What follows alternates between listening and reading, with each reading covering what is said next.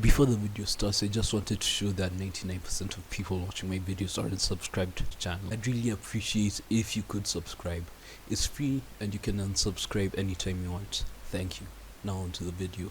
The 7 deadly sins can be thought of as dispositions towards sin and separation from God. The deadly sins have been used as popular themes all over pop culture, such as in movies, video games, something like Seven, The Devil's Advocate, American Psycho, and most importantly Dante's Inferno, which popularized and brought into the mainstream the ideas of the 7 deadly sins. So today I'm going to be looking at the 7 deadly sins and pairing them with which video game developer or company I think closely fits or relates to that sin in the way they've been acting in the past few years. So the first sin I'm going to be talking about is pride. Pride is defined as an excessive love of one's own excellence and is seen as a direct opposite to humility. It is seen as attitude expressed in an unhealthy, exaggerated attention to self and an elevated view of one's abilities, accomplishments, position, or possessions.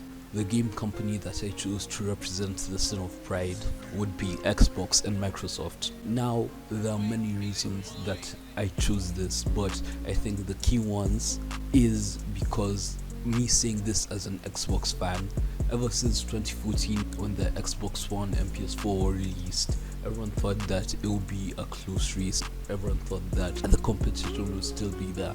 But soon PS4 quickly just rose to the top and just left Xbox in the dust. For the past 10 plus years, Xbox has been putting up this facade of being the same level as PlayStation when they're not even close anymore. Even the former CEO Phil Spencer said that this thing has been dead for quite some time. The competition hasn't been there. It's been over since 2015. I like to see that it's pretty much time for Xbox to just move from the narrative of trying to be the best or on par with the PlayStation brand, because Xbox hasn't really been able to do that for the past decade or so, ever since the 360. But they do have some good ideas like Xbox Game Pass, but they just don't have any games to put on the Game Pass. They have the normal PC and Xbox and PS4, all those type of games. They just don't have any exclusives that would drive someone to leave this one brand or company just to go over and get an Xbox to play this specific game. And I think that's what's really lacking for them. And in addition to that, it is felt that the company has been really exaggerating some of the accomplishments and games that they've been featuring on the platform just to be able to try and keep up with PlayStation and the other companies like Nintendo. Now, the second sin on the list is greed. Greed is defined and characterized as an excessive, extreme desire for something. This is often more than one's proper share. In this case, this could be money, licenses to IPs, and more. Now, there are a lot of developers and companies I could have picked to represent this sin, such as 2K with the NBA license, the PGA license, Rockstar with GTA Online and the Shark cards, Ubisoft with just everything they do, every game they've released since 2015. But the one that has proven how greedy they are time and time again has to be EA, whether it's EA Sports or just EA or Black Box or whatever. There's a reason it's always on top of everyone's list of top 10 greediest game companies ever. EA have ruined their amazing reputation that they used to have back in the 2000s, 1990s to early 2010s because of their greed that has ruined the corporation. EA uses scummy tactics in order to squeeze every dollar and penny from the customers' wallets. From overpriced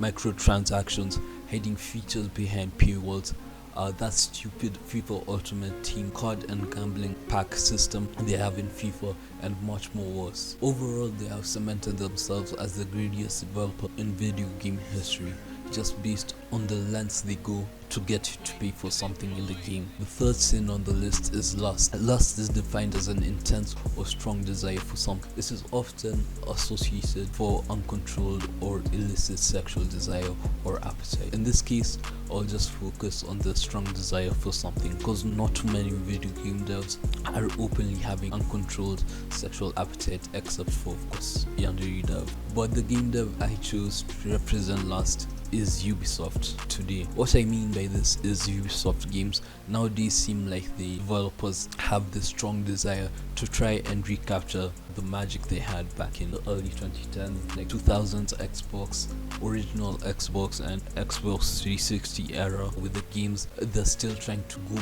back to that formula or reinvent it just to try and make it seem like it feels like those games of the past without Far Cry series and the new Assassin's Creed game.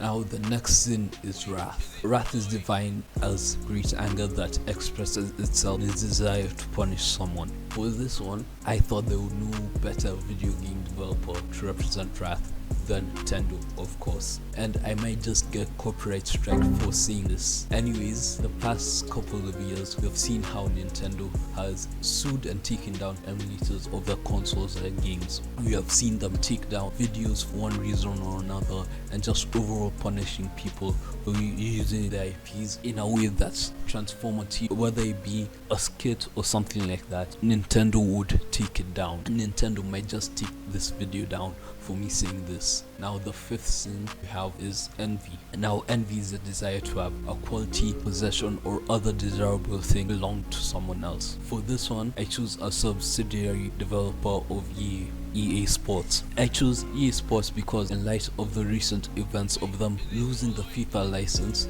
and since they stopped making NBA games, I assume they'll be envious of not being able to be in that market with 2K and just compete with 2K, since 2K has now the FIFA license and the NBA license. So EA Sports can't compete with them on those two fronts anymore. They won't really sell as much. They can't do anything about it, and I believe that the developers over at EA Sports be envious and just have that desire to just try and be in that market again, obviously losing market share and not being able to sell the games that they used to sell. And the second to last sin I have picked for this is gluttony. This one was very hard to find a game dev that fits into the mold, since gluttony is defined as excess eating or drinking to unreasonable amounts or habitual. So after a bit of research, I've decided that the game company representing gluttony has to be Activision Blizzard. Here are the reasons why. First, they are one of the first companies to introduce loot boxes and monetize them so they could get more money. The other reason is for the insane prices of skins, equipment and stuff like that in their games, like the latest Godzilla Fist in Modern Warfare 3, which costs $80. Now, I'm no mathematician, but I think the base game Modern Warfare 3 costs like around $40 to $60. So having an item in the game costs more than the game itself. I think that's a bit of habitual greed, if I could say so myself. I think that's crazy, and I think they should be on trial for scamming everyone out of their money. And the last and seventh sin is sloth. Sloth means a reluctance to work or make an effort, basically laziness, and basically why this video has been taking so long to come out.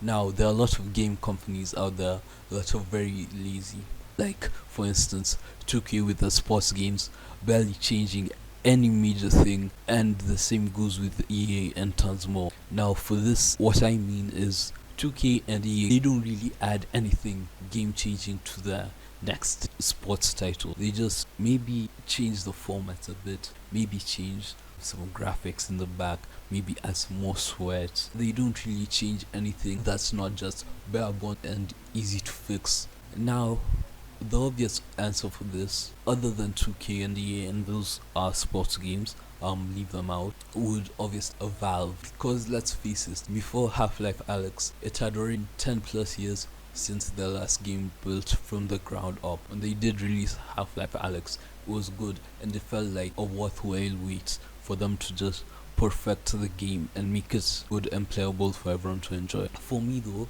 I think what would be worse would be releasing a game every single year and not putting any effort into making it good, or just making a good change drastically to just keep me engaged in the game and in the company. So for that reason alone, I choose 2K and everyone at TikTok who works for 2K, who helps 2K publish and all that, to represent Sloth, since every year they come out with NBA 2K or WWE 2K or PGA 2K or any other 2K games out there. They have to come out every year, but I don't think it's a must for them to come out with it, because now they're rushing things and they'll just purposely leave things out of the games, and I think that would constitute as laziness, because they're pushing things in the game that they could patch into a deleted, and then they patch it and then everyone has to update again. Then maybe prices for VC or something have changed drastic, so I think that's probably worse than Valve going on a 10-year hiatus. And another reason I picked 2K is because for every year they make these games, they are somehow getting less and less enjoyable, even though they already have the script pre-written, every all things. So when they try and maybe change a core mechanical function in the game, it's half baked, it's lazily put together, so they may have not exactly even done anything to improve the game overall. And this also goes without saying in the content they put into their game, because you can see just in the game menu that there is a lack of content and effort, and this can be just compared to the older game, maybe even NBA 2K, like for the last gen for Xbox 360, or more features for that last generation of consoles than they were PS4. And I think that they can get away with this because they are the only ones making NBA and WWE games, because no one else has that type of budget to release games like this and have those licenses, or that other games have those license schemes, names and music. So they think they can just get away with half-baked games every year. But anyway, what are we gonna do? That's it though for this video. And just a reminder that almost all of you that clicked on this video aren't subscribed. I just appreciate if you don't want to subscribe, just leave a comment, share the video, like it, and whatever you have to. Tell me what you think in the comments. Yeah, have a good day and peace.